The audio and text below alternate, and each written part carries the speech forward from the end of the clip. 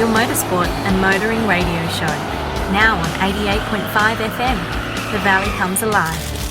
And podcasting across iTunes and talkandpower.com.au. Welcome back to Talk and Power for episode 227. I'm your host, Michelle Morrison, and joining me as always are my co-hosts Nick Decembre and Simon Gonzo Travellini.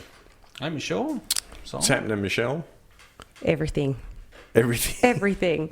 But before we get into our personal news, let's hit it off with some of the big headlines. Triple Eight's Brock Feeney has booked his place among the final series drivers who will fight for the Supercars title, winning his way into the Adelaide Grand Final. With victory, the eighth driver joined Walkinshaw Andretti's United Chaz Mostert in the final four alongside Will Brown for Triple Eight and Kai Allen, Grove Racing. Matt Payne and Tickford's Racing's Cameron Waters, who were taken out of contention after wheel-to-wheel contact damaged both cars. Payne and Waters were knocked out of the final series along with Thomas Randall, who finished 13th. In MotoGP at Valencia, it was Marco Bezzecchi in his Aprilia taking the win and Paul Fernandez in Justin Marks Trackhouse Racing taking second place in Aprilia and Fabio Di Gianto taking third place in his VR46 Ducati. You know, I'm going to cop so much over this from... Fabio needs to change his name. I think you say Di Giantonio. I don't have the Italian accent, and I'm one of three here that don't. Yeah, I know. Do you think it's Nick that it's cruel that Nick does this every episode? Anyway. Did you see them after the race all talking in Italian, actually? Even Raul Fernandez in the Justin Mark, he's from Spain, spoke perfect Italian. So the three of them, Marco Bezzecchi and Raul and Fabio, all speaking Italian at the end of the race. I have been told that if you want to enter this series, you need to be fluent in Spanish and Italian. Yeah, makes sense, but... What about Japanese? I feel like for some of these surnames, you actually need to put on the accent to pronounce it right. Absolutely. And that's just a lose-lose for me. There's no winning there. So, boys, tell me, what have you been up to? Nick, you've been very busy. I had two big weekends. I went away with a whole lot of mates, high school mates. Nice. Little reunion. Celebrated our 50th birthdays because we all turned 50 this year, all high school mates. There was 12 of us. Went down south on Thursday, Friday, Saturday and Sunday down Dunsborough. It was a great weekend, actually. Had a lot of fun. It was really good. Played golf. Swung the club, Simon. Golf. Yep. Played Ambrose, luckily. Was carried a bit, to be honest. But had some good shots there. On the last hole, we were the last group through, and all my mates were waiting, and we were the last group coming through. They'd already finished waiting there, and it was probably 200 out from the putting green, and I thought, they're all watching, and from the fairway, I landed it. Oh, wow. On the green, and everyone was cheering. It was my best shot of the day. Got it on the green. I was really happy with myself. But big thanks to Orbs as well, because he carried us. Me and my other mate. My mate actually hit a house. Oh, well, they're not far off. In Dunsborough Lakes. Yeah, he actually it's a beautiful golf course. Hit a house. Yes. Hit a house. Yeah. He actually didn't get... No, I won't say it. I better not. I don't want to embarrass him. But he didn't hit it past the ladies' tee off on 2 holes. Look, I do remember a particular hole that was like there was a few houses right on the line of it. It was really close. Yeah, but I'm a hack, and I didn't hit a house. I didn't even get. Well, I found the water once. I'm sure, they're probably used to it, right? Yeah, I'm sure they do. They would have put a net some up. Netting. Some of those problem. No, anyway, it was a great weekend. Did a couple of wineries as well, and it was really good to catch up. 12 of us, and a bit of drinking, bit of everything. Nice weather, not too hot. Beautiful lasagna as well. Oh. Thanks to my friend's mother, Mrs. Macri. Still cooking for the boys. She's we're 50 years old, and his mother still has to bring a home cooked meal from mum. Magnificent lasagna, the best lasagna you could possibly dream of. And it was Oh. enough for 2 nights. All portion divided into each of your lunch boxes to take It on the was go. magnificent. No, it would have been in the tray. It was in a massive tray. Yeah. It was huge. Anyway, big thanks to Mrs. Macri. If she's listening, she won't be, but They Maybe don't- one day. Yeah, they don't muck around. They do the whole lot. They make the pasta. Oh, yeah. I was actually at a store today talking about this, and I said, no, the right way to do it is you boil the pasta before you assemble it. yeah. And they were That's like, exactly right. yeah, and they were like, no. Yeah. Yeah. Yeah. You roll it out, you boil it, and then you use the 2 wooden spoons. Yep. It sounds like you've done it. I've done it. I haven't made I've done lasagna. it. I haven't made lasagna I've before. done it, and no bechamel make sense. sauce. Well, I don't know, where did that come from? know, I think- Oh, is that the white sauce? Yeah, I like where- that. I like that. But then I'm Australian, so probably No, my opinion doesn't matter. You put in the this. cheese and it's like a bolognese mix that you make, Yeah. right? And it goes crusty. Yeah. And that's like the best bit is the crusty bit, isn't it? Yeah, 100%. But it was nice. Sometimes Linda and I make a lasagna, but we cheat a bit. We don't do the boiling part. Yeah. We buy the sheets pre-made. So I feel bad Oh, now. that's why I was getting confused. Yeah, the pre-made ones. I'm going to I am going to do it. I'm going to boil up. Start from scratch. Make Should have the a lasagna cook-off. from scratch. Have See if the I 2 can- wooden spoons. Yeah. It's a skill. Because they're easy to tear, you know what I mean? See if I can compete with Mrs. Macri. What about you, Simon? I've been ill. I've been off work since Wednesday. Really? Yeah. Just really bad sinusy. I was actually sick last week too. There you go. I thought it was down to the aircon being on for the first time. We've got evaporative. Yeah. And I turned it on last week. It was like 34 degrees one day. And I turned it on and I got to the end of the day and Trent's home and I said, like, 34 degrees. I said, I don't know what's going on. I said, I don't think I'm going to be able to handle it once it reaches 40. I said, I'm cooking. And not literally cooking. I was hot cooking. I'm like, dinner's on you. No, but it turned out that our water, there was a block in our water going into the evaporative. Yeah. And then when I then woke up congested the next day, I just thought, is this just from all the debris and everything that's been sitting in our filters for the last 6 months that now it's just been pumped into my house dry? No, I think there's something going around. Yeah, I You sound good, bud. I didn't even know you were ill. No, I today's the first day that I've started to feel. I was very human. quick to stop it in its tracks. I had a wedding on the weekend. Oh, Yeah, a wedding. Congratulations to Gordo and Rio. It's been our like first friend's wedding for a really long time. So I was really excited and nothing was holding me back. I usually like to let my body recover on its own. I don't like to fight against it. I think it's good for your immune system to actually build up and fight whatever bug you're tackling. But I dived into the medicine cabinet and I was like, no, I don't want to be down for this. So What did you take? Codral. Oh, Codral okay. tea. Yep. Trent had to show his driver's license, so whatever that means there's in there. oh no, Co- that's the codeine that's the or- industrial is that strength. stuff? Yeah. Yeah. They gave him 21 questions, when he said it wasn't for him. Had to fill out a form and give him my birth date and everything. But they got suspicious because he'd bought it again within 12 months. It's pretty crazy, Yeah, but I had I'm so sure there's reasons. Sudafed, and it made me feel Nah, Sudafed's had all the good stuff taken out of it. yuck. But then Nicole gave me something last night, and I don't know what it was, but God, it knocked me out. I woke up this morning, I was drowsy. Yeah. Did you have like the daytime, nighttime? No, Ones? she said just take 2 of these. I don't know what it was. So it worked better You'll than the never sleeping know. tablets I take. Anyway, I'll have to tell you the Polaramine story one time. how'd the trip go? The trip was amazing. It was amazing. Spoiler alert, I'm not here with a trophy, but before I get into telling you too much details, I did bring in something else. Oh, there is a prop. There is a prop.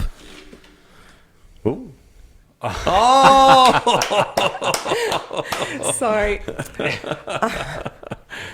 I There just you had go. to. It's our For those watching the video at home, I'm glad you bought this. so. And you notice how they've all got such perfect smiles. So I brought the boys 2026 firefighters calendar. and they all have that Buddy Hull smile that we spoke about in the recent episode. Luna's already picked out her favourites, but it's based on the fact that one's holding a koala and the other one's holding a meerkat.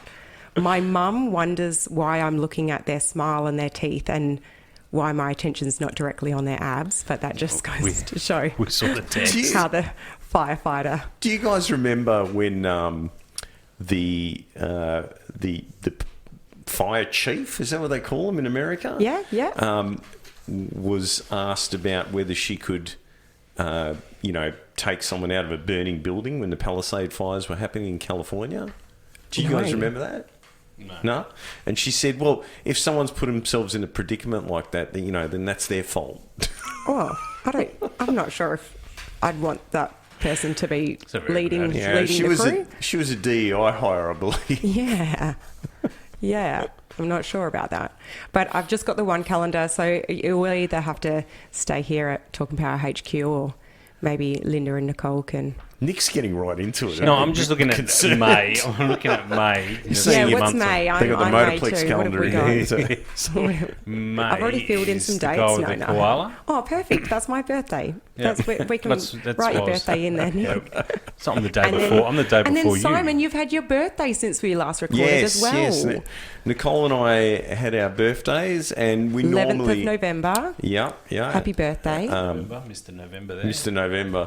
What's he got? With a llama. With a llama. we normally get Nicole's parents to babysit the kids and have a night where we go out and get dinner somewhere.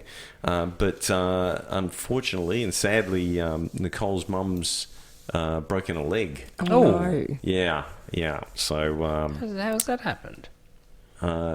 she had a fall, I guess. Okay.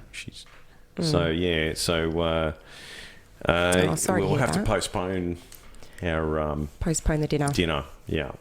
Yeah. But hopefully she'll get well soon. Oh, good. Well, so Sydney, it was amazing. trip. It was such a great time. Going into the trip in general, I spoke about how I was feeling a bit deflated of the fact that I wasn't bringing my girls with me, and Ethan for that matter as well. We really had built up the momentum when we went in August, so to come back this time round, I was feeling a bit deflated going into it. But my sponsor, Danny from Danani Hot Shots, she came over for the event as well, and so that was really great. It was myself, Trent, Danny, and then Trent's dad, Trevor. And I can announce now, which I didn't say anything earlier, just for security reasons, I suppose, but a huge thank you to Motorsport Connections. They actually stored my sea container for me over the last 2 months, so the car didn't have to come home, and that was just a huge help in itself. But then while we were over in Sydney for the Aeroflow All Stars event, Mark also put us up with some accommodation and a tow car for us to use as well. That is with awesome. then Chris Manx then helping us out a lot while we were over there too. So huge thank you to Mark Hinchelwood and Chris Manx. So for those that don't know, just explain the concept behind the All Stars event. Yes. So the Aeroflow All Stars event, it was announced in June, and it was a new concept for the top 8.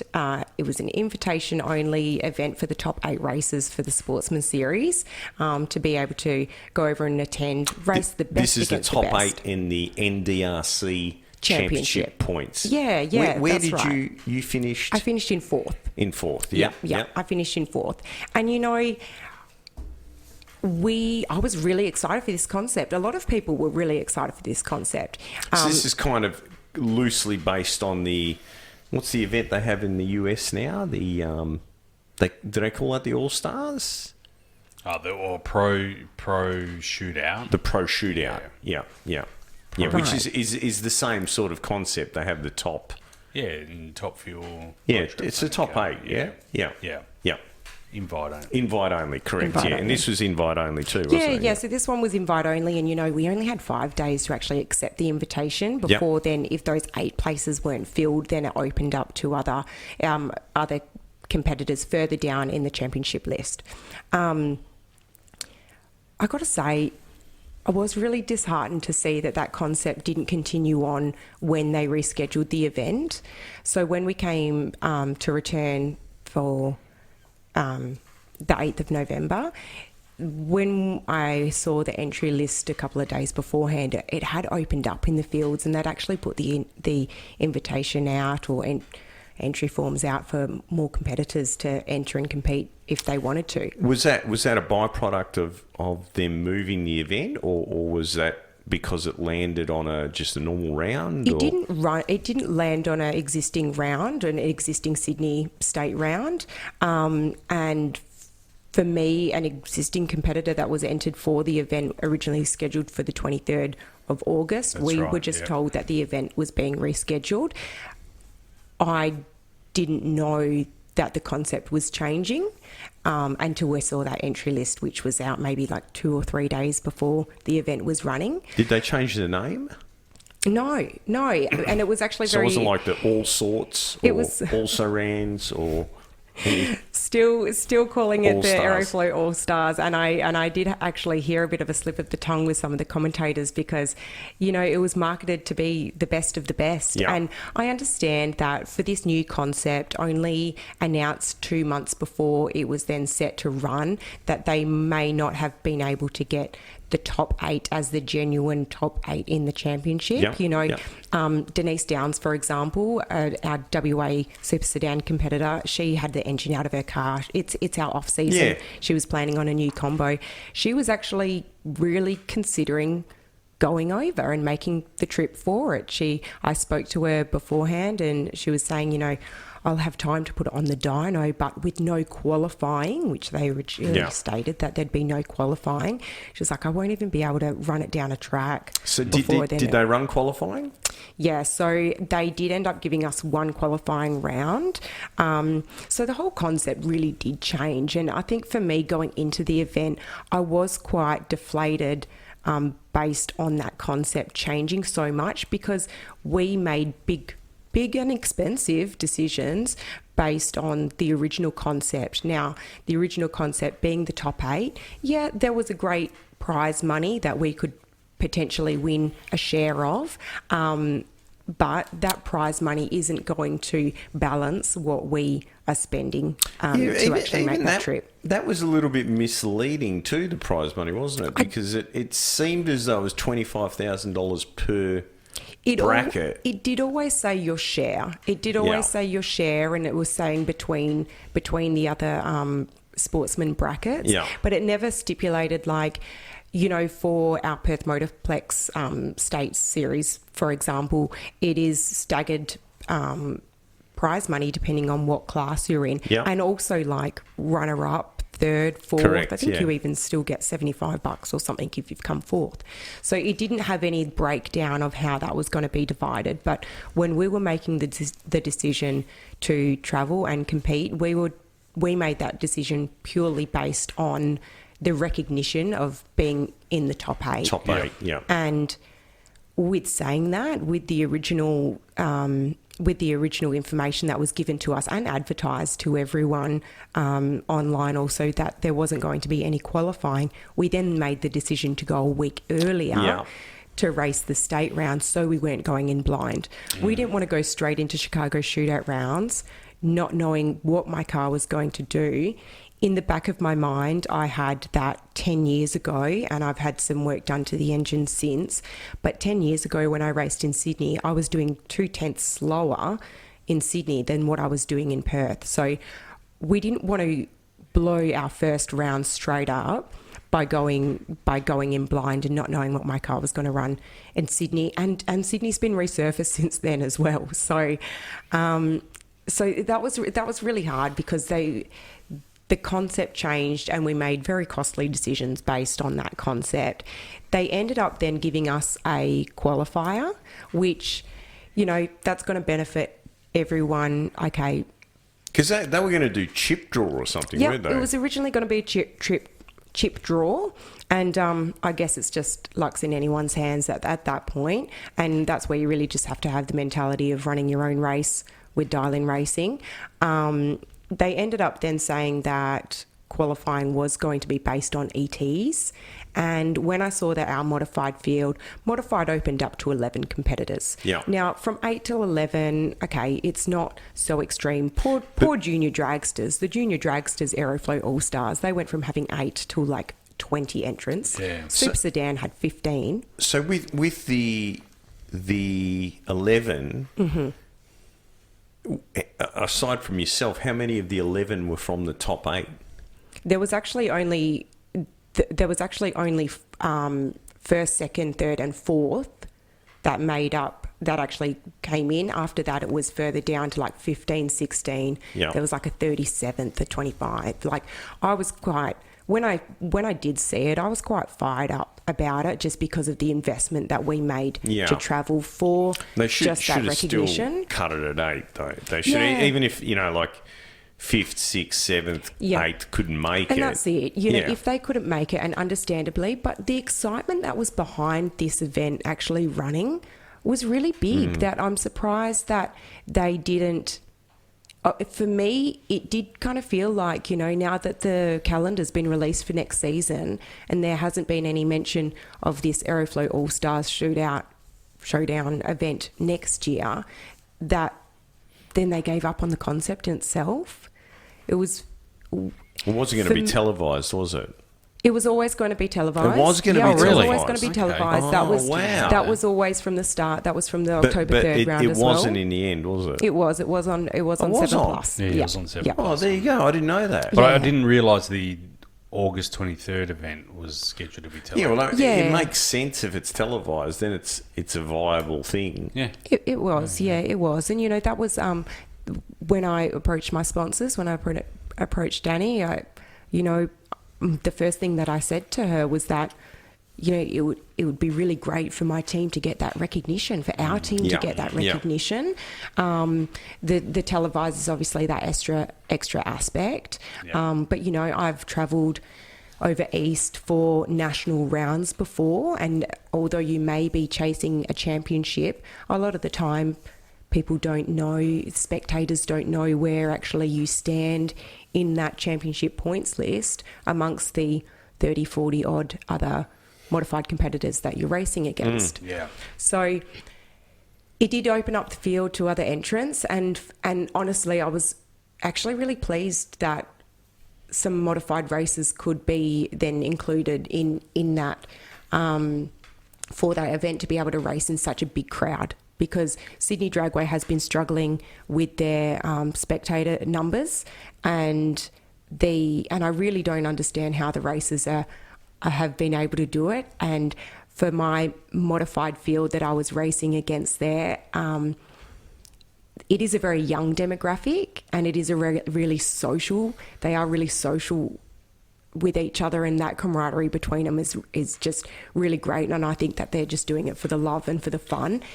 I would really struggle to make that decision when I've got a family at home.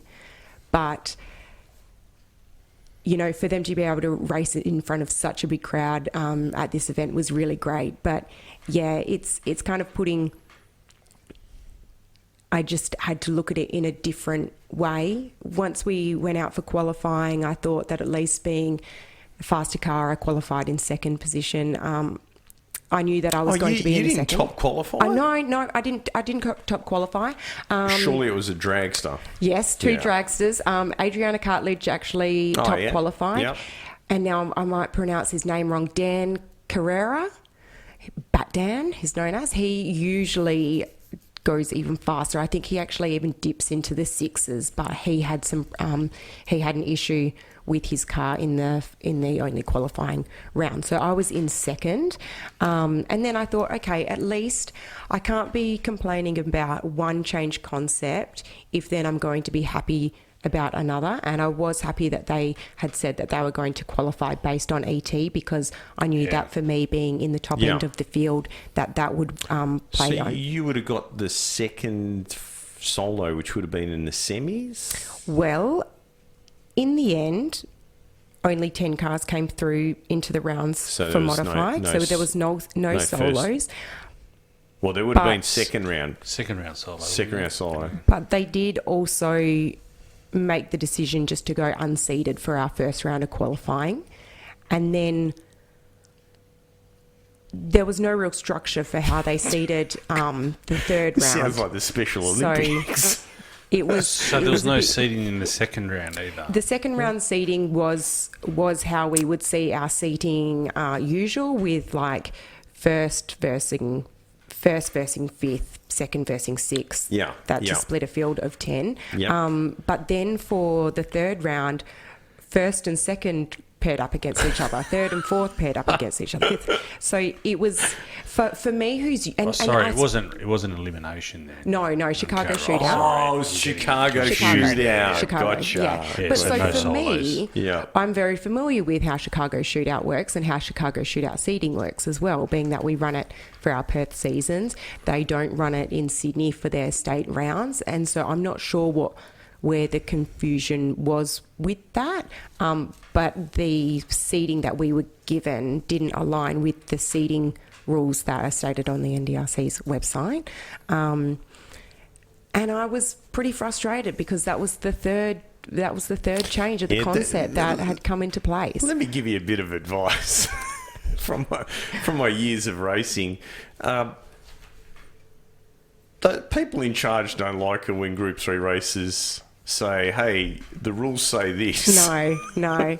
And so, I didn't say anything. And I did think that I'd be shooting myself in the foot if I did, to be honest. But I wanted to, with a bit of hesitancy, but I wanted to be able to voice the true transparency of it, on this podcast, on this episode today, because I think that it's important that these things are heard from me as a racer and my experience. I will say that my demeanour from that was so quickly turned upside down, and by the crowd that was there at Sydney. Yeah. The support that the crowd in itself, just the Sydney grandstands were absolutely packed. But the crowd that I had at my pit bays, it was just amazing. It was absolutely insane. I didn't even have time to have anything to drink, let alone have anything to eat. I would get halfway through packing my chutes and then Trent would have to come and take over because of the amount of people that were coming to see me, having their posters signed. So overall, it was worth it. It was fantastic. What were you going to say, Nick? Okay. I was just going to say, one of the commentators in the video that you posted actually said your car is so pink you can see it from outer space. Can see it from outer space. My car and my pit tents. So you could see my pit tents from the top of the stairs walking down into the pit, into the whole pit area, and they've just been my best investment. But for 3 rounds in Perth, for our last 3 rounds this season, we were pitted in the Denani Hot Shots tent with Benny Stevens, with Alicia Naylor, and for Benny, his bikes, the Nitro Harleys, they get such a huge crowd on its own. We're right there at the bottom of the stairs. I was so proud that Danny could see the support that I had around me at a track that I hadn't visited in 10 years. Yeah. And I have to tell you, I had such a great story to come home with it. And honestly, the smile was just on my face permanently after it happened. So how did you go? Oh, so how I went? Yeah.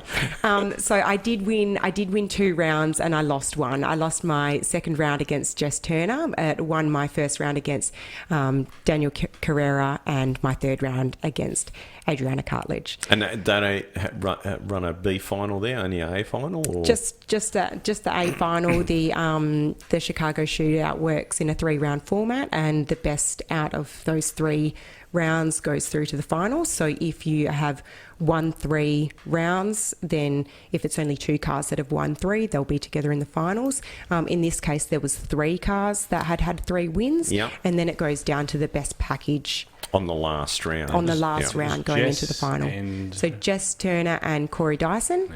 Corey Yeah. Dyson took the win. Congratulations. He Yeah. was actually the NDRC Sportsman Champion for last season as well. So he's Yeah. a really strong contender. Yeah. But this story I have to tell you because it just makes me so happy to share. I had this young girl and she was so excited just to see me and to really like be in my presence without sounding big-headed. And she says, she's all blushing and red, and she gives me a big cuddle, and then she says to me, I feel like a celebrity when I'm talking with you. And I've given her another cuddle and she like won't let go and everything. And her mum's laughing along. And then her mum says to her, you know, when I was a young girl, my favourite racer's name was Michelle as well. Her name was Michelle Osborne. And I just went, Oh "That's my me!" God. I went, that's me. Oh my gosh. And I was jumping up and down excited. This mum starts to get tears in her eyes and she pulls me in for a wow. hug. She's like, I can't believe it's you. She's like, I never knew what happened to you.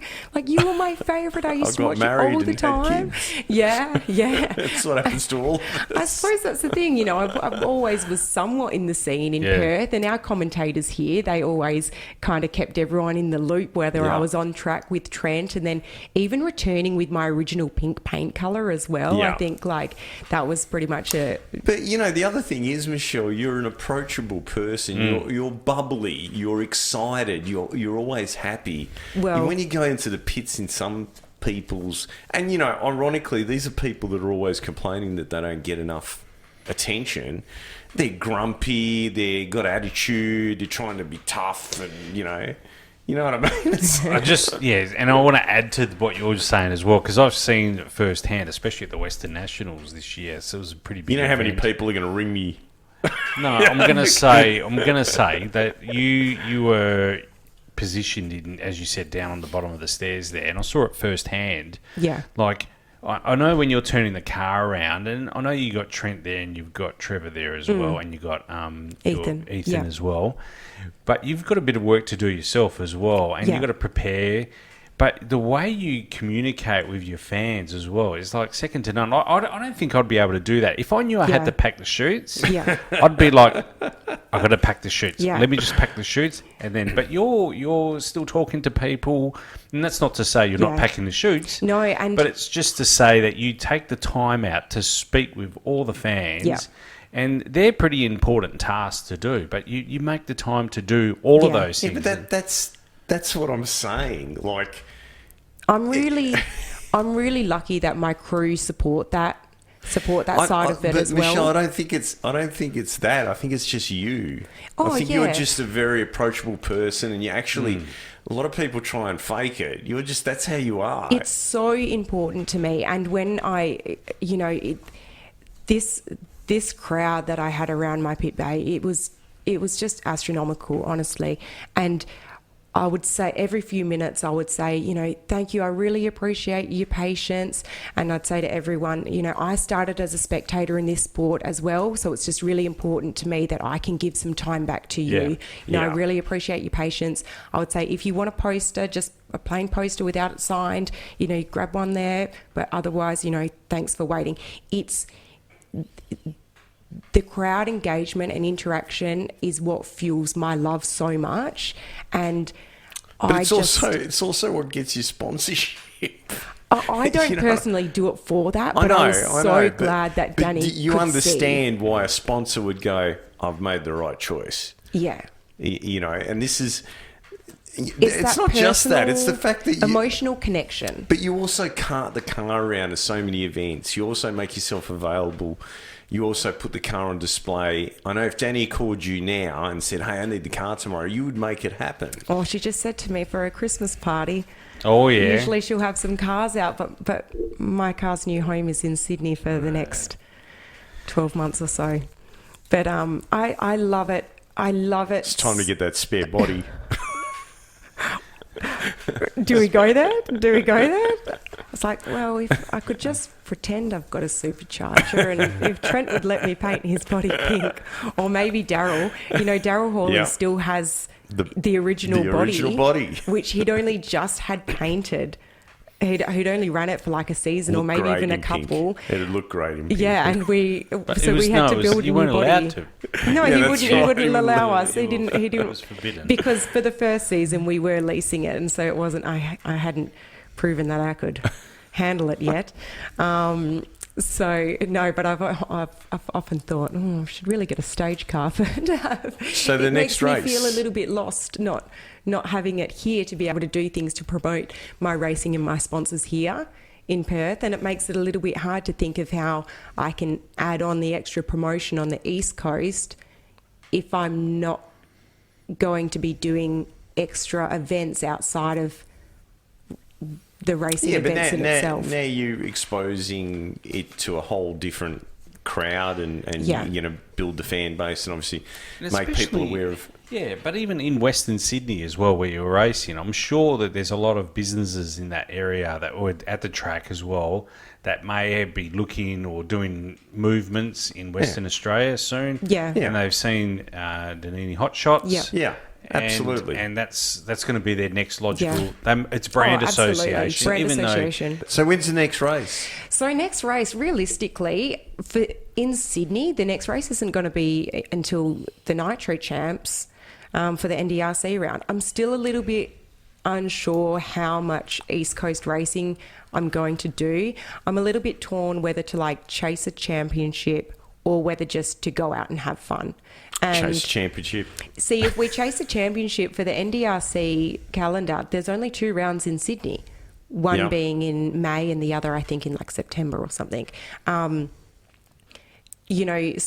Is then I still Darwin have still to. on? Yeah, so Darwin's still on for August.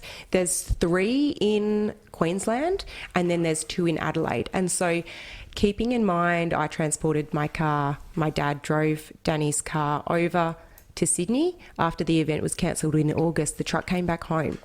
I've actually now dehired the container in Sydney because there was no use for us to keep the container there. It was more secure being not just in a container. On the note of Queensland, did you guys catch the controversy about the double booking? Of Yeah. Yeah, I Yes. did, yeah. Yes, Someone and said that to Jamborees, us, yeah. they're sticking hard in their ground. Yeah, so the V8 supercars, yes, V8 supercars have an event on the same weekend. Is it Jambo? as the Jamboree. The Jamboree. Yeah. Yeah. Yep.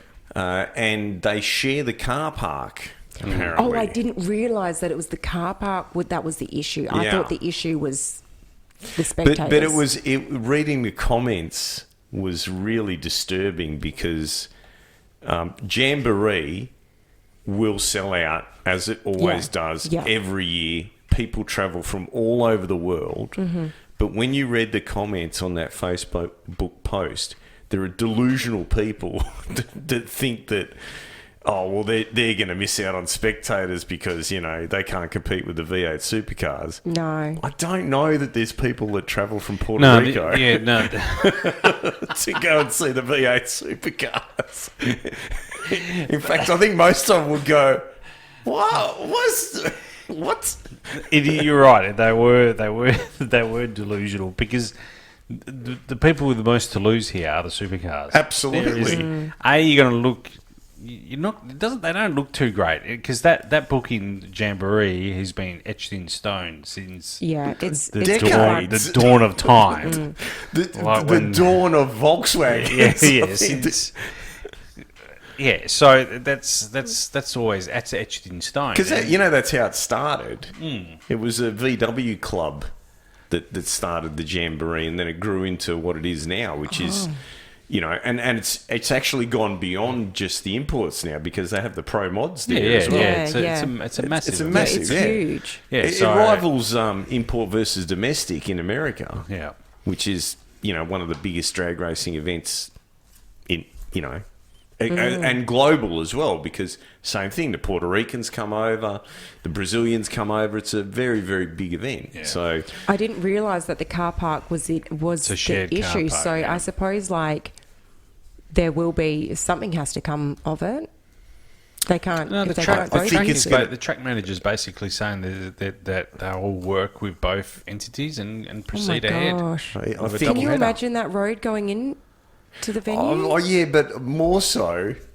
The hotel prices in Ipswich. Have you been to Jamboree? I haven't been to a Jamboree event, no. Jamboree crowd, I don't really think that, let's say there was a confrontation between a V8 supercar fan and a Jamboree fan. I don't know. I wouldn't want to be the V8 supercar fan. Yeah. Probably going to leave. I've just been to Willowbank for, the Winter Nationals, and that's a huge event in itself. And Yep. the traffic control going in there, they do a great job, but it's busy. Oh, it's busy. It'll be terrible for Jambo. The V8 should 100% move their event, and the arrogance that they're portraying, they're in for a rude shock, because I just don't think they understand how big an event Jamboree is. Yeah. I mean, it's going to overshadow the V8s. They'll be the spectators will be able to hear and be, oh, what's going on over there? Let's just walk across the car park Michelle, and go and see. honestly, I would not be surprised if people get there and are going, oh, maybe let's go and check this out. And that's the thing. If they go and it's a great event, and sometimes all the planets align in drag racing, you may find that they will lose some spectators to it, and people go, why am I going to go and pay? What's a V8 supercar entry now? It's like $200 or something. Yeah, it's expensive. Yeah. You know what I mean? It's $80 just for one day. Yeah. Yeah. I can see people. I can see them losing, as Nick pointed out earlier. Yeah, they got the most to lose. Yeah. Yeah, it'll be interesting. We'll see how that plays out. Yep. Well, I guess we better continue on with the results from the Top Fuel Nitro Funny Car Championship and the Aeroflow All Stars event. So the official season champion, Wayne Newby, had an absolute blazing day to top qualifier and win 3 from 3 races to clinch not only the championship over teammate Damien Harris, but also win the A final, running a 381 at 524 kilometres per hour against Shane Olive's 388 at 445 kilometres an hour. For X-Pro Nitro Funny Car, Maurice McMillan locked down the title early in the day, but it was his young Aeroflow Racing teammate Josh Lee and Damon Patton who went all the way to the A final, with Patton top qualifying and winning 2 races before running into trouble in the final, which saw Josh Lee take the victory for the event win and also runner-up position for the championship. As for the Aeroflow All Stars, the event wins, and for the first time the Rocket Trophies were awarded to Peter Lee in Supercharged Outlaws, Corey Dyson in Modified, Tony Wyatt in Top Sportsman, Mitchell Oxley in Supercomp, Wally Hoster in Performance Bike, Michael Valesky in Super Sedan, Tex Griffiths in Super Street, Sean Ricketts in Modified Bike, Nixon Cannuli in Junior Dragster, and Nevaeh McDougall in Junior Bike. I like that name, Tex. Tex, I love the name Tex. Was there any other WA competitors that went over? I don't believe so in the end. Originally, there were a few others entered, but I think in the end I was the sole traveller across the desert. But yeah. There you go. Damien Harris he's a WA. No, well, I'm yes. surprised because that's Carl true. Portland didn't make the trip, and I actually haven't reached out to him to get a comment to why the decision was made. But he was originally travelling over. He was going, so maybe the reschedule. He was only wasn't- 900 kilometres out when they cancelled it in August. Yeah. And I think at the time they said, we'll be back and for that. But yeah, didn't make the trip back over, which was a shame. We always love to see Kyle, but we'll just have to wait and see when he'll make his next. Can I ask one final question of you? You might not know the answer, but I'll ask it anyway. Do you think the crowd was huge? Crowd was huge. Yeah. Do you think this is a Western Sydney venue? It's in the heartland of NRL. Do you think that worked in its favour? Obviously, being out of NRL season, the NRL season's well and truly finished. People were 1 month from when it finished. Yeah. So people are looking for something. I don't understand why their state rounds don't attract a crowd and then there was such a huge crowd for this event. Well, I was speaking to people. Top Fuel Nitro Funny Car, and I don't know that they're advertised. Yeah. I spoke to spectators that had travelled like 4 or 5 hours away, and there's also a lot of their races are actually travelling from Queensland and from Melbourne as well for those state rounds. But what I can say is that there is a huge drag racing spectator base there, and for the next national round, now we haven't seen the NDRA calendar for 2026 yet. They're halfway through their season, but they actually haven't released anything post Christmas for what to remain of their season. But for NDRC changing over to a calendar year, their next round in Sydney isn't going to be for 6 months. Now, I was saying to the spectators, like, are you going to cheer for me? Like, my car's going to be kept in Sydney now. I need a new cheer squad. Like, are you going to cheer for me? And I'll be back in 6 months. I thought, gosh, I just did 2 trips in 2 months. Yeah. But they're there, and it just... It's kind of weird because it's the dry part of the year. It is. I'm not... I haven't looked deep enough into it to try and understand. What about, like, Wednesdays and, you know... Maybe the mystery round will be at Sydney. They do have... You know, I thought that maybe the mystery round would be... I was thinking for the benefit of the Top Fuel and Nitro Funny Cars, because it is Top Fuel Nitro round, Yep. and being that most of them are based in Sydney, that it would, like, benefit and be convenient for them. And, you know, they are spending a lot as it is, and to then transport their cars all over. It's also that, like... The round that then follows in March is then Adelaide anyway. So there's already 3 rounds in Queensland. One of them's not a Nitro and Top Fuel round. But then to go back to back with Adelaide, I didn't think would be a good sell either. So we'll see. I'm really waiting to see what this mystery round's going to be, because I need to book my flights ahead of time. It ended up being the Oasis concert was the reason that our prices had skyrocketed. The band Oasis was in town. Really? Yeah, so that is a bit more settling as well, because I just thought that it was good. Yeah. What? They had to make up right at this time. Couldn't they continue their feud a bit longer? No, but I was thinking it was just because it was a better touristy time to travel. But It just tells you that they've run out of money. Oh, big time. Big time. Did one of them have a place in the Palisades that they're rebuilding? Interesting. So we'll see. We'll sit on our seats and wait for that mystery round to be announced, and then I think in the meantime, until the Nitro round in Sydney, I think I'm just going to have to be trying to be the sensible one in decision making with Trent, because Trent's ready to go back in 2 weeks' time. Yeah, right. The Sydney State round on the weekend for round 7 got rained out, and so they're actually having a double header come the beginning of December, where they're running round 7 on the Friday and round 8 on the Saturday, and he's ready to jump over and go back straight away. Dedication. Yeah. I like it. I think it would be really nice if I'm not going over to contend for the Sydney State Champs, I'd actually like Trent to drive. You know, he does so much for me, and he's been out of the car for a long time, and he's just so passionate about racing in general, but then so passionate about doing it for me that I'd really like to see him drive.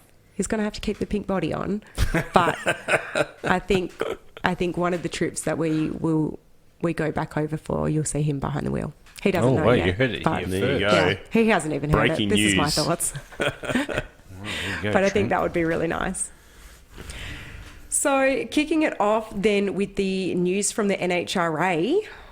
This weekend, the In-N-Out Burgers NHRA finals were set to be held in Pomona. But with a major storm rolling in, the schedule was shuffled multiple times leading into the event. The NHRA did everything they could to keep the championship weekend alive. Sportsman racers had their qualifying cut altogether and went straight into elimination rounds on Thursday.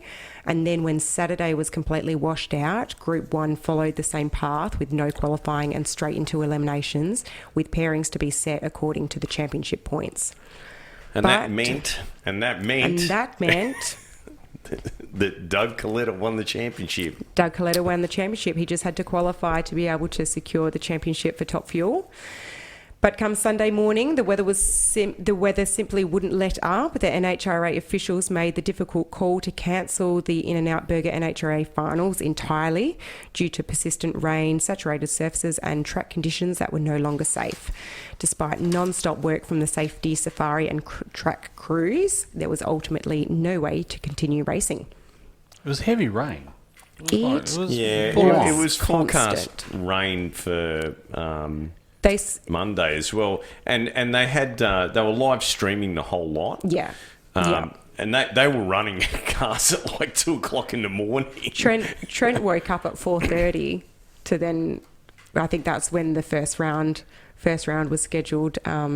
It must have been the first qualifying when Group 1 were originally set to have a qualifying. 4:30 on Saturday morning, and then all he saw was just raindrops on the live cam. So it is a bit of a disheartening way to end a championship, and for Doug Coletta to have it secured, but a few others, there was possibilities there for others to be able to take the win. Yeah. So the way it ended up ending the season, which was a bit of a disappointment, was based on the points. So in funny car, Austin Prock took the championship, which is his second now. Consecutive. Consecutive, there you go. And Dallas Glenn in Pro Stock, 00 Dallas, which is his first.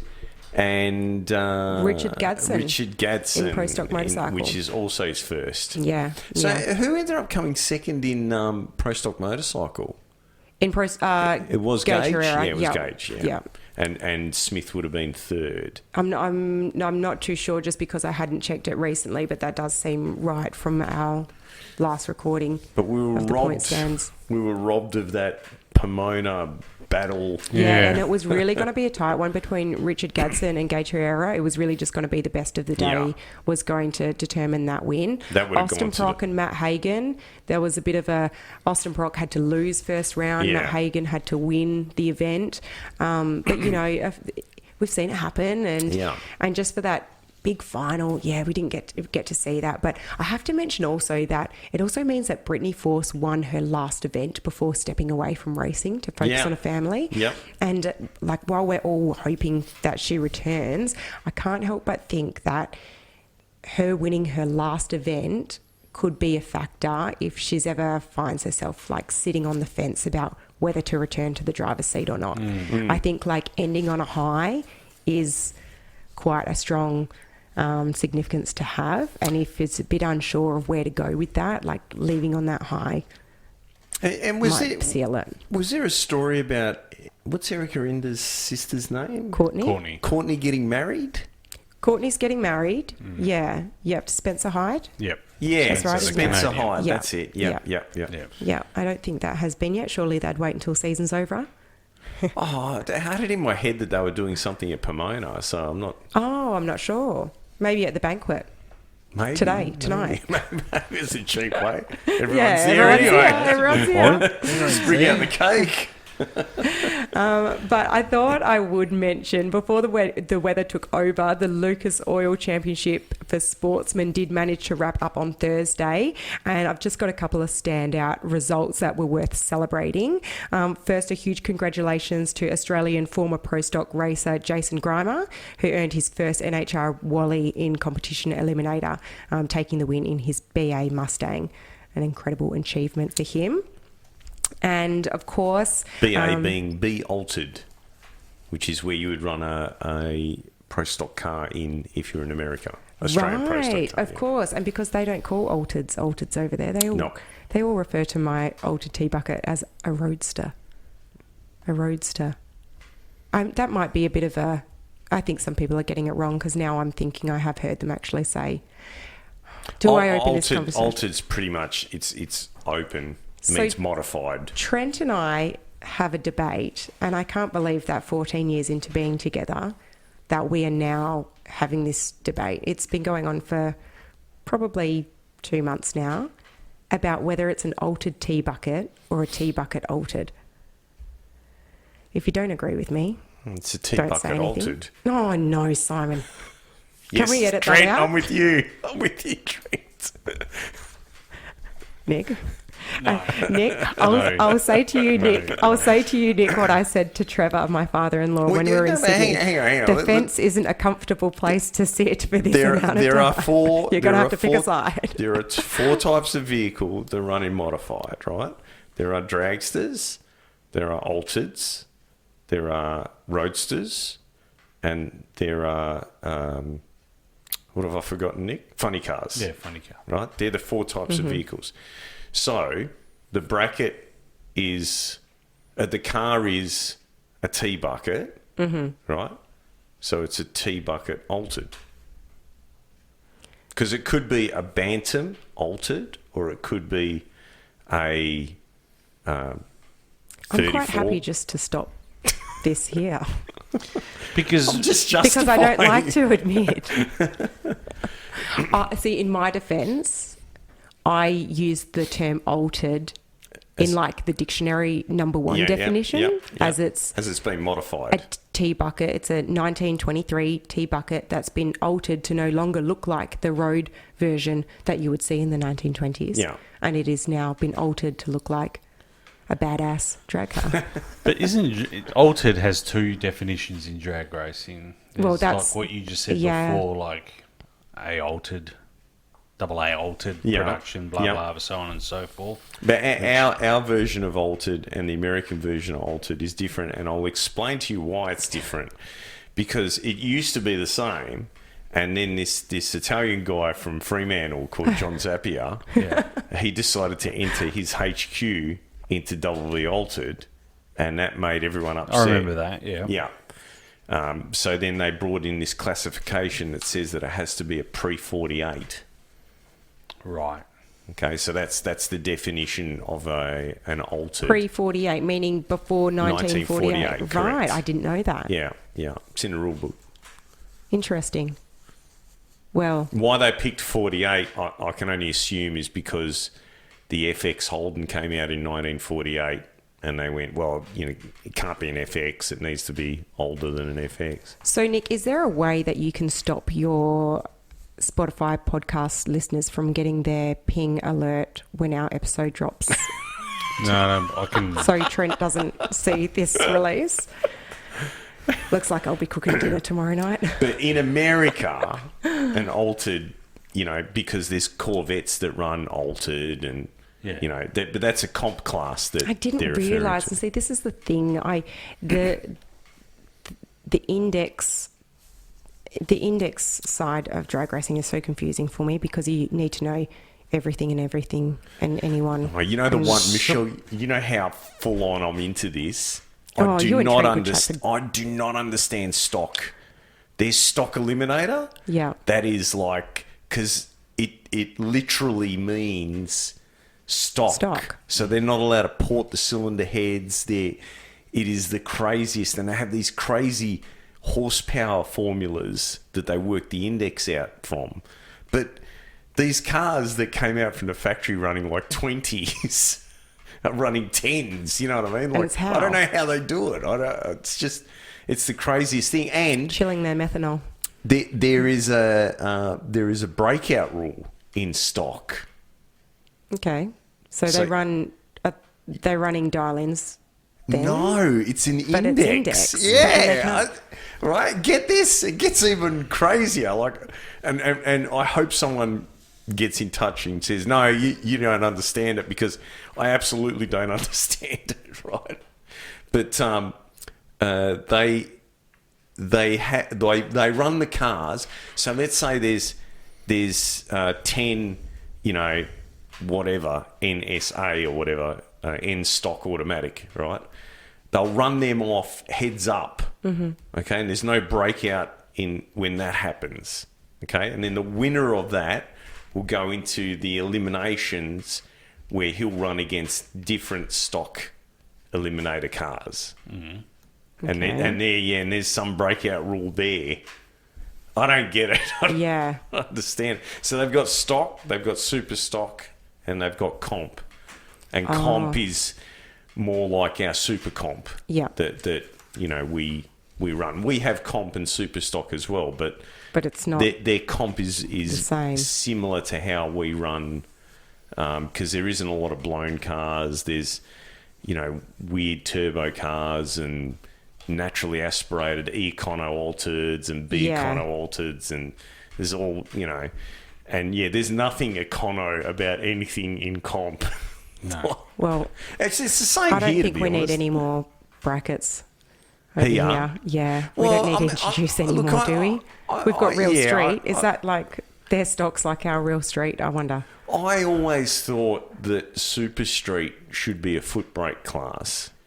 That was we a lot of water's passed under the bridge now, but Nick and I campaigned about that, because if you've got a trans brake, the potential for you to be running a delay box and hiding it somewhere. It's heightened. Yeah, it is there. Whereas off the foot brake, it's less likely that you're going to be running. But as far as having all those classes, because there's that many classes in stock that there's like a whole separate book. It's not like a little NHRA rule book. It's a massive book going through all the classes and what the horsepower factor is and blah, blah, blah, blah, blah.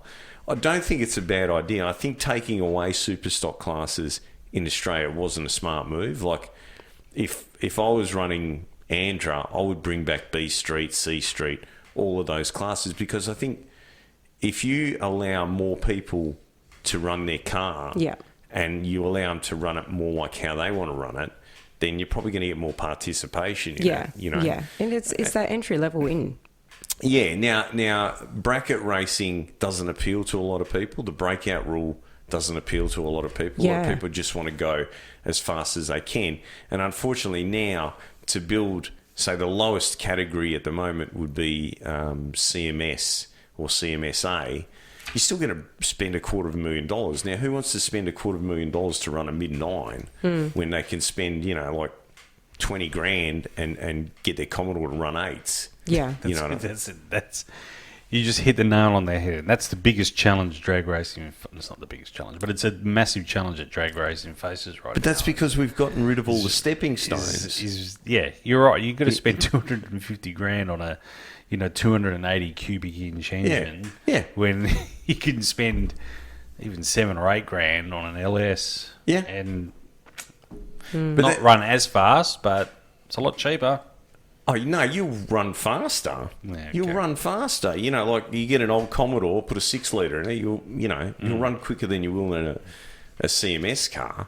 I mean, but it used to be structured where they were stepping stone classes. So you would, build your car and you go, oh, well, I don't want to bracket race. I want to have a crack at this. So you develop the combo a little bit more. Yeah. And they were very Australianised. So, for example, AMS is a good class.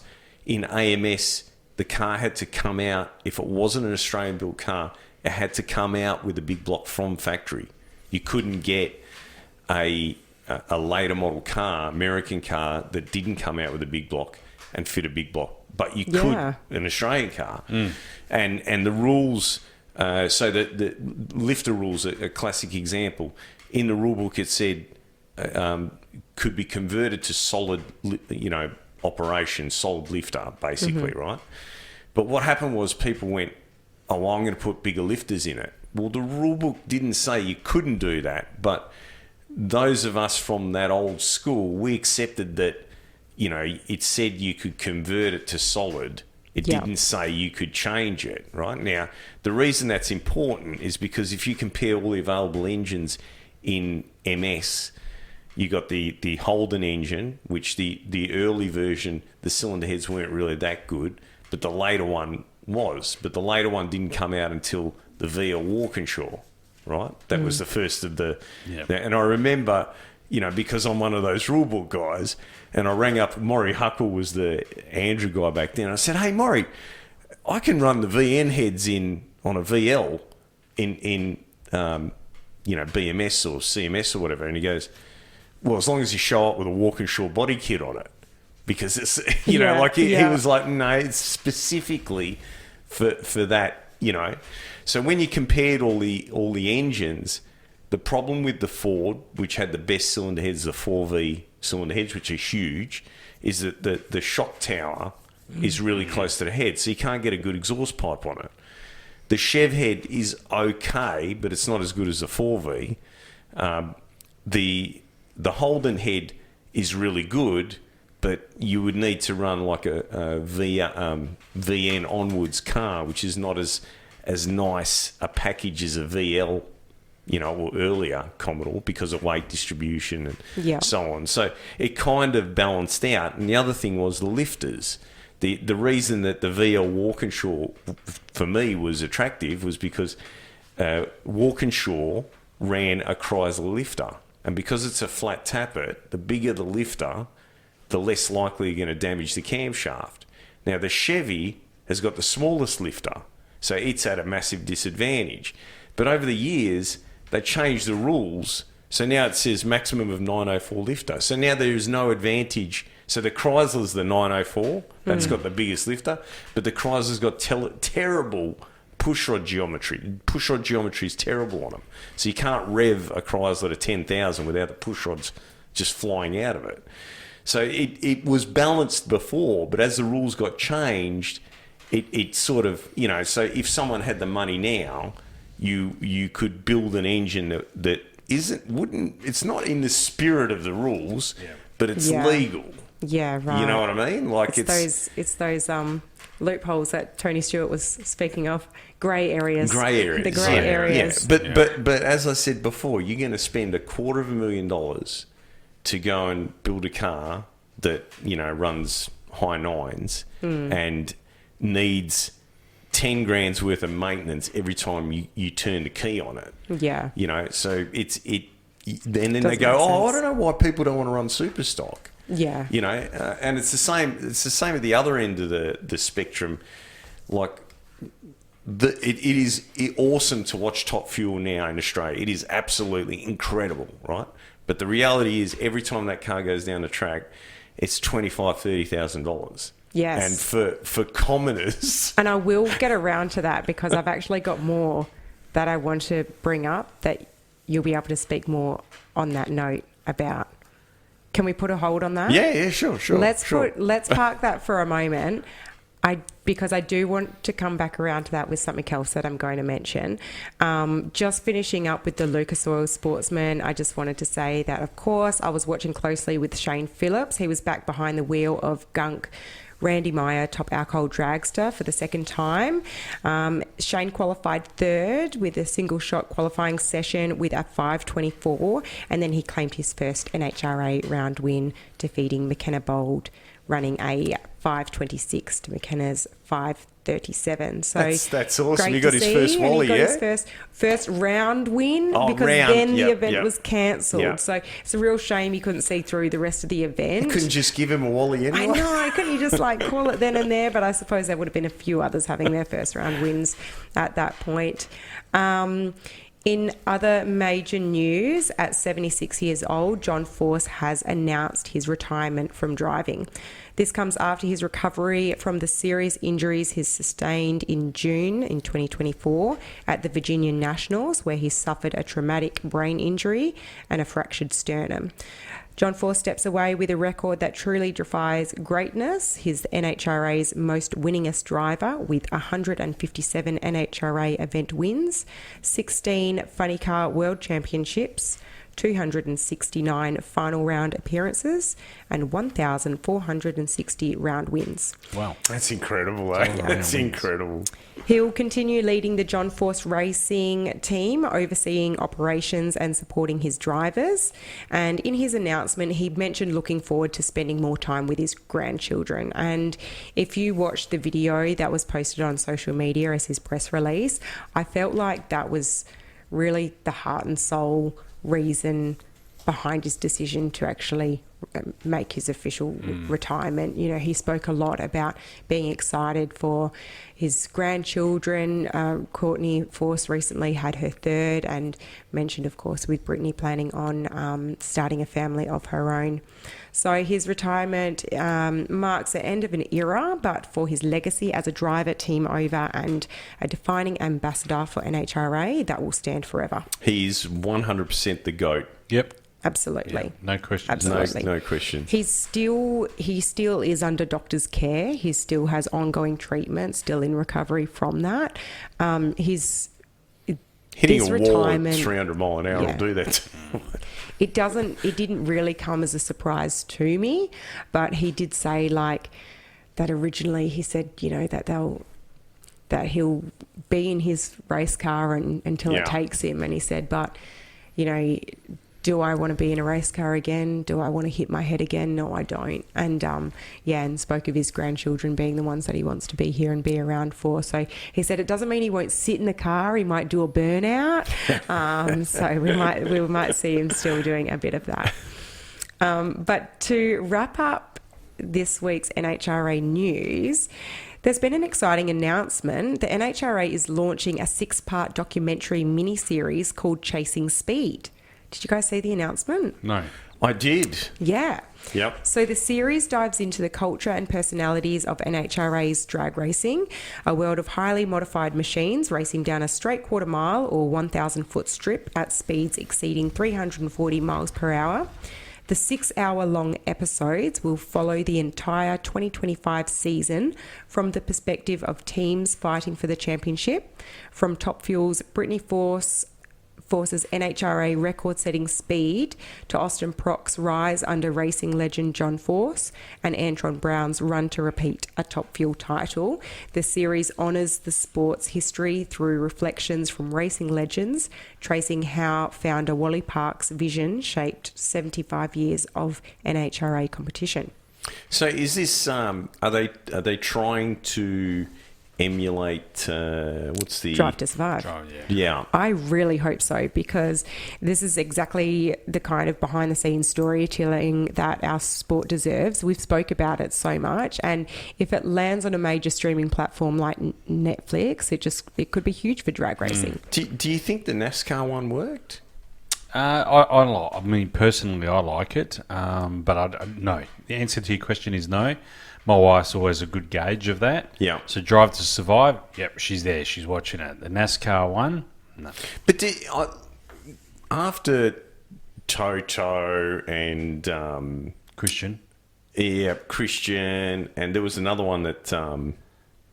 I know the one from Gunther Haas. Steiner. Yeah, they were real characters. Yeah. They were hilarious. Yeah, and NASCAR's missing that. They don't have those. They don't have those characters. But we've got some strong personalities Drag racing. in drag racing. Definitely I would has. love to see who else it really broadens out. This was just the clip that I pulled from NHRA's website mentioning Brittany Force, Austin Proc, Antron Brown. Imagine Matt Hagen at the farm. His Instagram in itself lately has been like absolute fire. It's been hilarious. Yeah. It's been really Ron good. Capps. I hope, Listening to heavy metal. Yeah, that's it. And showing the dark side. It will be really great. I'm so excited for it. But for now, it's going to be released on American's cable channel Vice TV on the 21st of January. Yeah? Mm-hmm. Yeah. Okay. So Maybe we'll see. get it on SBS. Do you get that? Is that what the Vice? Because I know I've seen Vice, but I don't Yeah, know that's if Vice. Is that the same one? They get a lot of stuff from there. All right. Yeah, okay. All right. Well, I'll have to keep it 21st of January. You know what will be interesting there is you mentioned those top fuel drivers and Nitro Funny Car, but I think that they need to leverage the KB and Elite Motorsport. Oh yeah. Absolutely. Yeah, there's so much that they could get from it. Yeah. Even the Pro Stock bikes, the Matt Smith And and Yeah. Vance and Hines. Oh, that's the best. Yeah. Yeah. Yeah. And Matt is perfect for that role. Yeah. He's 100%. perfect for that. And so is Richard Freeman to that point as well. So no, I'm looking forward to that. Yeah, I'm looking forward to seeing hopefully it gets a good response and they continue on with more from it, because an hour long, 6 parts, an hour long, seeing how many of the brackets they could go into to gain that story from. They were experimenting with what did they call it?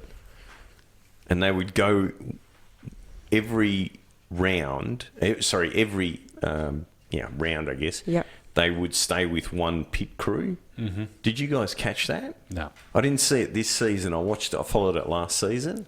For NHRA. NHRA did it. Yeah. Oh, and the commentators would stay with. No, just they'd have a film crew Oh. with one team for that event. No, I didn't see. Yeah, they out of the episodes that they did, they only showed it on the NHRA. With like Fox Sports, I suppose it was with last year, ESPN, Fox No, Sports. it was on. I know NHRA. You think maybe Or NHRA NHRA did it TV. themselves with Daniel Wilkerson. Is that the one? NHRA did it Yeah. themselves, and it was on YouTube. Yeah. Oh, yeah, okay. Yeah. I forget what they called it. It might still be on the streaming. Yeah. NHRA But streaming it didn't look channel. like they did it this season. Yeah, They right. did it last season, and they got some good ones. They happened to be, I think they were with Ron Capps Yep. when he released the snake body. Yep. Yeah. Mm-hmm. Was it the army body I think so. or yeah. navy? No, something. He did the tribute. Yeah, the The tribute, tribute one, one, and he yeah. won that event. Yeah. Yeah, they happened to a couple of times. Yeah. Just happened to be with the right team. Yeah, when that's- something yeah. special happened, I think with social media these days, like a lot of the teams are documenting their own day Yeah.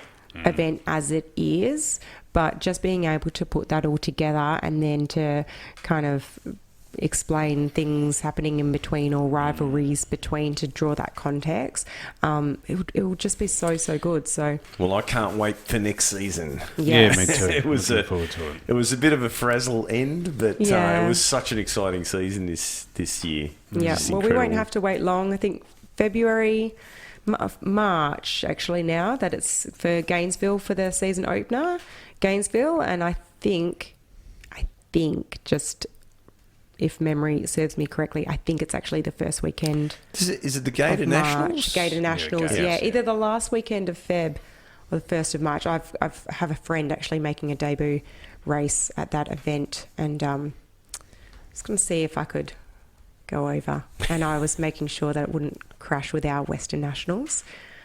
You know, which think they you're were pretty originally- safe, mate. They were originally set don't when need I to last worry about looked, that so now. I think you're pretty safe. calendar is clear.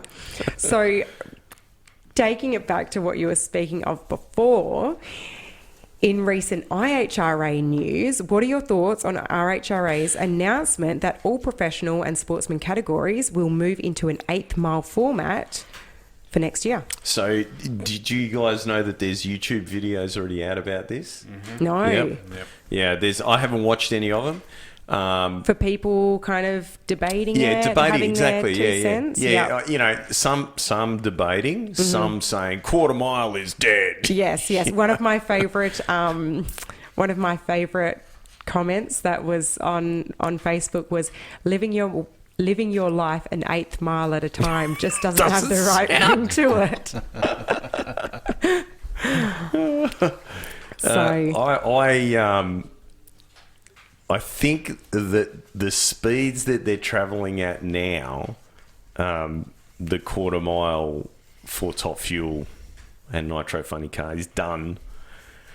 Quarter mile, yeah. Yeah, quarter mile is done. So, are we ready for 8th mile? I mean, God, the races are going to be so quick. You know what I mean? a lot of people were saying that, majority of the explosions that we see it's happening after that 8th mile anyway, and they'll see the cars just roll out through the end. They've got one car making full pass. Do you think that's true, though? I can't help but think, as much as like we don't want this as a racer, I think that it is an element that the spectators do want to see. Really? Okay. I think the spectators do like to see when an engine blows up, unfortunately. Yeah, but I don't know that I heard this when it was a quarter mile, that they were saying that it all happens in that last 320 feet. That's why they brought it back to 1,000. Yeah. Maybe. But, I mean, I've seen a hell of a lot of... this season especially, in the front half of the track. Yeah. So, if it was 8th mile or 1,000 foot... It's still going... I guess it's whether they are tuning it differently to last... if they can be a bit softer on it, if it's just going to do it for... Yeah, I think for the IHRA, I'm going to present my argument as to why they're doing it. Yeah. Right? Not whether one's better than the other. For the IHRA, I feel as though they haven't got tracks that are long enough for the braking area when they're doing 340 mile an hour. On that note, BYD has really been pushing this world's fastest car thing lately. We talked about it a while ago. Yeah. Did they forget about these things that don't take 2 weeks to get to top speed? They do it in 3 seconds. Okay. Maybe we need to introduce drag racing to the Chinese. Yeah, maybe. No, they got all those empty cities. They could turn them into drag strips. Drag strips. Yeah. We could travel there and race. Could we? Sydney was big enough. See, all jokes aside, it's a huge market. It is a huge... It's Well, a massive market. Unless... I don't know. They reckon there's only 800 million now, they reckon. Do they like drag racing in China? Well, we don't know. They're not allowed, they're not allowed to have an opinion. It's whether... Do they actually... Xi Does drag Jinping racing says they like it. exist? But if you think about it, even if like 0.001% engage in it, that's still a lot of people. Yeah. You know where it's massive? Thailand. Oh, yeah. It is huge. It's huge. Yeah. Terra Media, Jimmy came down and he recorded some events at the Perth Motorplex, and he also he actually documented all of the lists for the radio event that was last year, but he has actually done some videos based on some Thailand drag racing as well, and it's insane. Speaking of lists, someone sent me this list via their phone. Oh, this is your unknown number. Yeah. I'm not sure. I think I figured out who it is, but it was a post by Bill Lutz, and it's the list of the top 10 quickest quarter mile passes on a radial, and on the post it says, if things work out like they seem to be, we will have 3 shots at the quarter mile on a radial in 2026, and we plan on putting the record in the 550s. Now, there's always been this debate about the radial versus the slick. So the top 10, Bill Lutz is a 5692, and I hadn't heard a lot of these names actually. Mark Benston Jr. 5697, Garrett Mitchell, which is Cletus. Yep. 5729. He's fairly new to this. Manny Bajinga, you remember Manny? Yeah. Manny's a bit of a Ford hero from back in the day. 10-5 Outlaw was where he made his big name, wasn't it? Yep. 5759. Ryan Hendrickson, 5782. Frank Soldridge, 5801. Paul Mary, 5850. Caden, is that how you pronounce that? Caden Rankin, 5852. Don Burton, 5881. And Ken Quattrucci. Yeah. He's the most recent radial versus the world winner as well. 5887. Now, a couple of things that I took away from this. First one is, our mate's not on this list. Stevie. Yeah, no, he's Not on the list. yeah. Is It he scared? hasn't been a great year for Stevie. To Is be he, honest. but is he scared to run the quarter mile? I mean, he's always telling everyone how he's the best. No, I don't believe so. You don't think so? No. It just seems that he would be on here. Yeah. He would have had a crack. The other thing is, so that's the 10 quickest in the world. Yeah. Yeah. Yep. Our door slammers on limited overdrive carrying a lot of weight, we're at 20, Yeah, it's 2,700 minimum. Faster than all of them. All of them. All of them. We've got to go to the So top can list. we put this to bed that the slick is better than the radial once and for all and just call it what it is? I don't think that's up for debate. You don't think it's up for debate? No, I don't think they're And, debating and, that. and on that note, just in case any of the radial guys want to debate this, Nick, would you like to tell me what the quickest pass by a door car on slicks that was recently reset? Michelle, would you? 5:11. 5:11. Yeah. 5:11. 5:11. So these guys have got a bit over half a second there, I think. But I don't think. I think. And then the next quickest would be a 5:14. Yeah. Yep. And then we're into the 5:30s. Yep. Jimmy Taylor did the 5:11. Yes, he did. That's insane. So Have you got the number that sent that to you? he was off it too. Yeah. I saw He you was say off that it. with It his. was about 1,000 foot, I reckon he lifted, because it was 262. Yeah, the mile an hour, as you yeah. pointed out, was quite low. Yep. We've seen him go 278. I mean, even on this this list here, we've got a Garrett Mitchell 261.88. So nearly the same mile an hour for a 5.729 as he went for a 5.11. Yeah. Anyway, Well, So, we'll see where that stands. They seem excited to be running more anyway, so we'll see how much that list moves.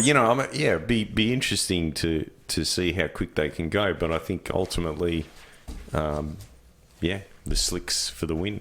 Yeah, yeah.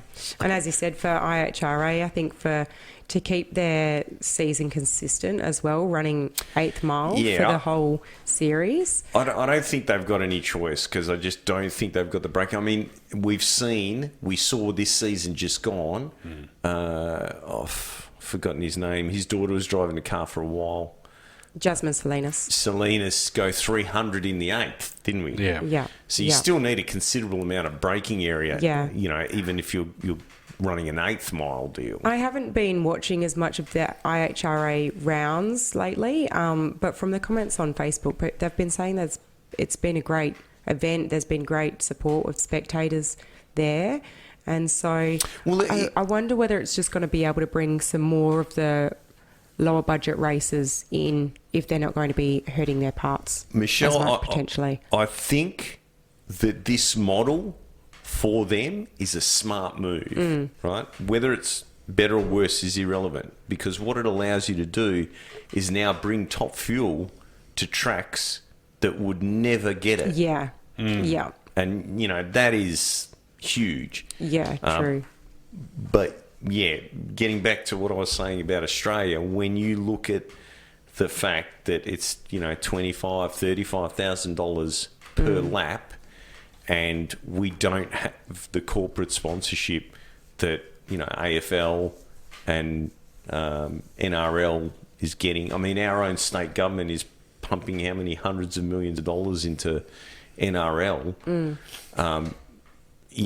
We can't do it here. We just can't. You need to be fortunate that you have a very successful business and you have a very, very large disposable income.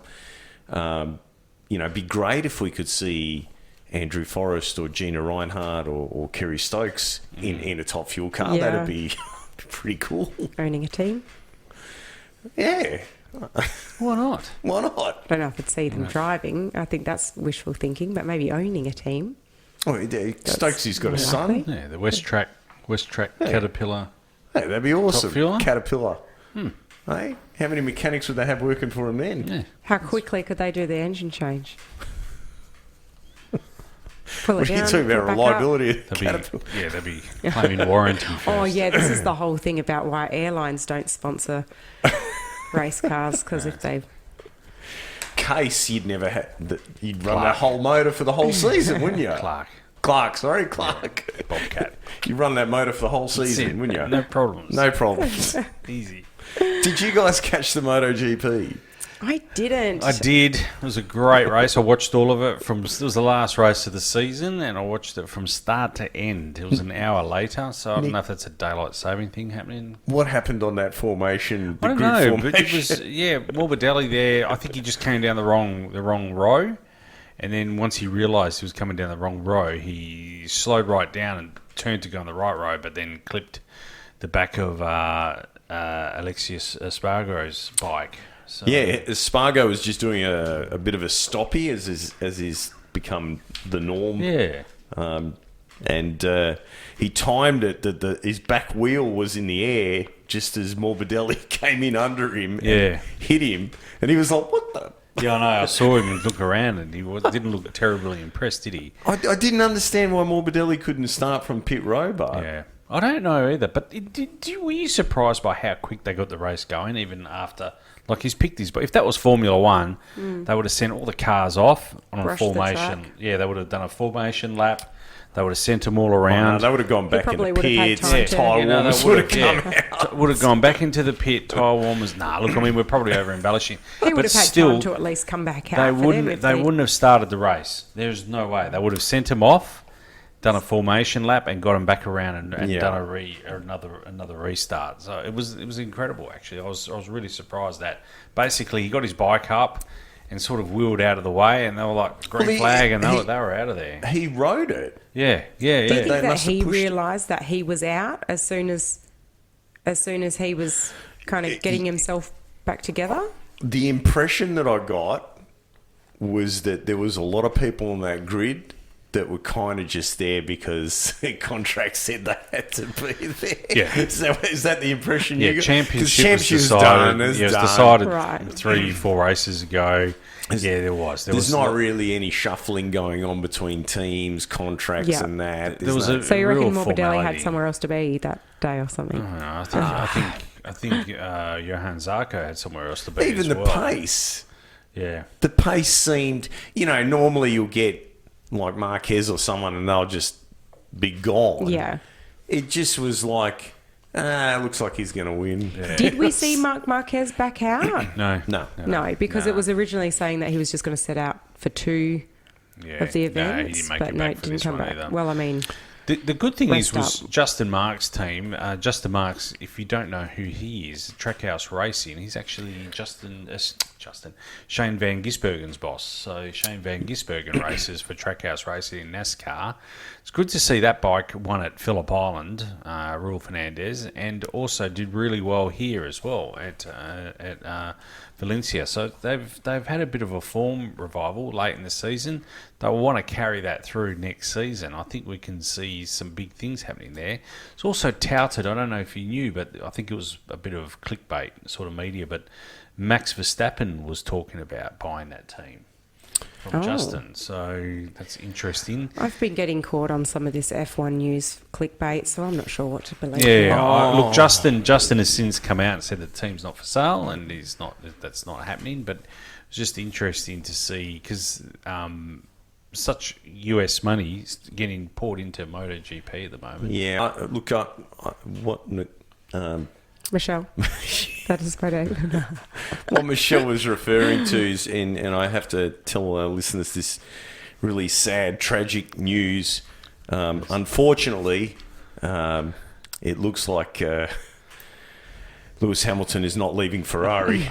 I know it's devastating, and look, if there's anyone near you, support group, give them a big hug and keep them close. Keep them close.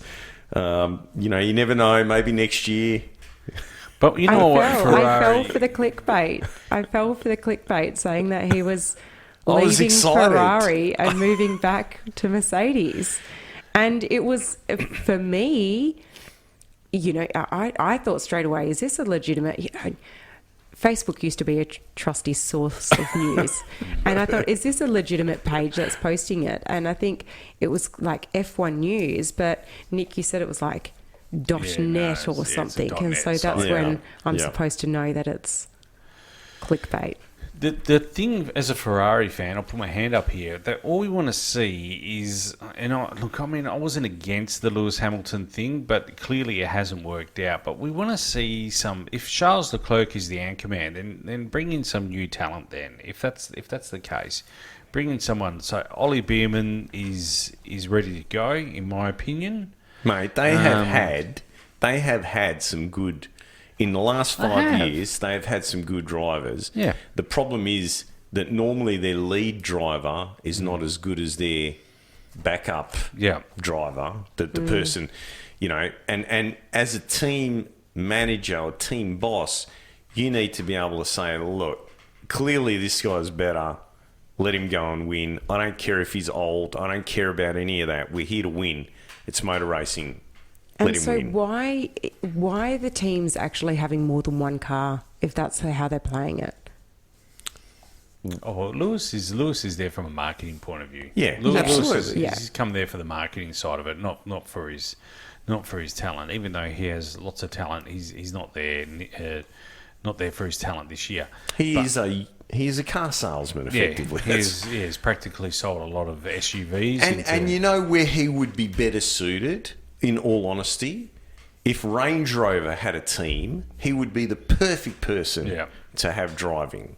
Because the people that he caters to buy Range Rovers. Well, Or he's a Aston bit Martin. of a fashionista, though, Lewis Hamilton. Yeah, that's and so maybe Jaguar. they're hoping to get into more the fashion market. Ferrari. Yeah. Ferrari That was used that to might have make been their sports goal. cars. I'm not sure what they do now. Yeah, But SUVs. Lewis Hamilton's seen at like Fashion Week in Milan and everything Yeah. now, so he That's- might then just that's be cool. trying to...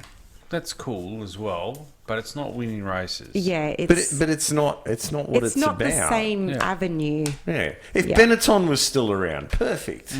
But yeah, it's we need, there's young talent out. That's what disappoints me is Ollie in particular, because he has history with Ferrari. He's a Ferrari test driver, and he's good to go. He's ready to go now. He's done a year in the Haas, and I think he's shown great form. Let's get him in. We've got to wait another year now, but get him in 2 years' time then, and let's get some young people in a Ferrari. Have you guys seen the movie Gran Turismo? Yes. Okay, so do you remember the scene where it's a photo finish Yep. and they almost get the other guy? Mm-hmm. And why was it that they were going to get the other guy? Because the other guy was more marketable. Yeah. Yeah. And, this is a big problem because they used to hire racing car drivers because they could drive. Yeah. Well, I think Ollie is marketable. Anyway, that's just... Anyway, it's sad news. Well- Lewis Hamilton, we're stuck with him. Sad news. Fair He enough. survives another season. Yep. Well, some up-and-coming events. The Jolly Good John Day Classic and WA Sprint Car title is running on the 6th of December. High Limit International at Perth, the 28th to 30th of December. USA versus Sprint Car Speed Week as well. And Nick's favourite event of the calendar, the Sunset at Herne Hill, Saturday, 4th of January. We'll be hosting this event live from the Swan Athletic Club. And the Northern Steel Car Show on Sunday, the 22nd of March, which we will also be hosting this event live from Perry Lakes. Big shout out to them. And, I had one. It's a last minute entry from our friend Marty Murko. Marty Murko is in the car club up down in Spearwood, and they are having they do this quite often. They're chevups and cars. So chevups is a Croatian sausage. Sausage? Yeah, Yeah. it used to be Dubrovnik Butchers down the road from where I grew up. Yeah, right. So they've got that on this Sunday, and I'm just getting the details up here. So that's from 9 to 11 at the Spearwood Delmanatic Club. Sorry, the Delmanatic Club in Spearwood, 41 Azelia Road in Spearwood. That's this Sunday. That's Sunday, the 23rd of November. Make sure you head down there. I know Marty is quite heavily involved in that car club. The Chev-ups are a skinless sausage. Yes. Yeah, it's skinless. So. Breakfast? Are they often served at breakfast? Or is It that is, just yeah. It's like kind of a breakfast thing. Yeah. So Any time of the day. yeah. every So, meal? anyway, They do I'm gonna- repeat pretty badly. That's do. the only thing. I'm going to head down. I think I'll take the boys. Well, they'll take me. No, I'll take them. They take me now. So we'll head down and have a look. He's actually promised a whole heap of... He's like sort of baited me. He sent photos, I guess, of a heap of XWs and XYs. Oh, I thought it was sending photos of the sausages. No, that would bait me as well, to be honest. These days it baits me more. I haven't had them in ages. I used to buy them all the time. Yeah, I feel like we used to cook them up for breakfast. I reckon Mum and Dad used to get them for us when we were younger. That was part of the big breakfast. All right, well, for now, All right. thanks very much. Thank you, Michelle. You're welcome. Thank you, Simon. Take it easy, Nick. See you, Michelle. We'll see you in All the another best. couple of weeks. Thanks.